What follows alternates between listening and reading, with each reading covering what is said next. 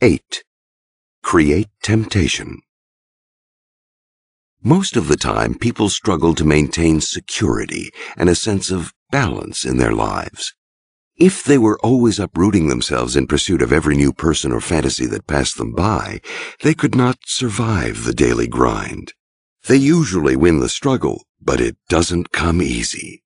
The world is full of temptation.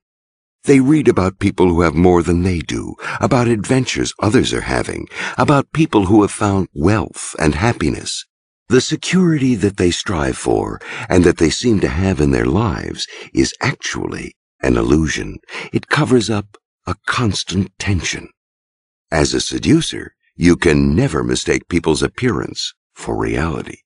You know that their fight to keep order in their lives is exhausting, and that they are gnawed by doubts and regrets. It is hard to be good and virtuous, always having to repress the strongest desires. With that knowledge in mind, seduction is easier.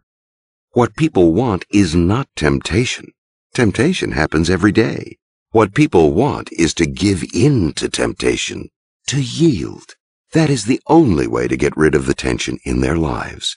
It costs much more to resist temptation than to surrender.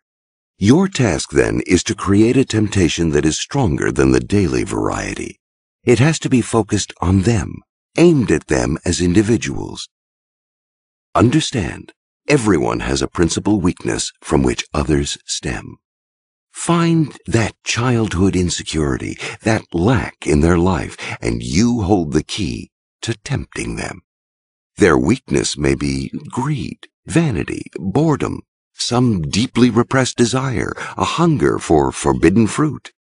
They signal it in little details that elude their conscious control, their style of clothing, an offhand comment. Their past, and particularly their past romances, will be littered with clues. Give them a potent temptation tailored to their weakness, and you can make the hope of pleasure that you stir in them figure more prominently than the doubts and anxieties that accompany it. Many such social barriers are gone today, so they have to be manufactured. It is the only way to put spice into seduction. Taboos of any kind are a source of tension, and they are psychological now, not religious. You are looking for some repression, some secret desire that will make your victims squirm uncomfortably if you hit upon it, but will tempt them all the more. Search in their past. Whatever they seem to fear or flee from might hold the key. It could be a yearning for a mother or father figure, or a latent homosexual desire. Perhaps you can satisfy that desire by presenting yourself as a masculine woman, or a feminine man. For others, you play the Lolita or the daddy, someone they're not supposed to have, the dark side of their personality. Keep the connection vague. You want them to reach for something elusive, something that comes out of their own mind.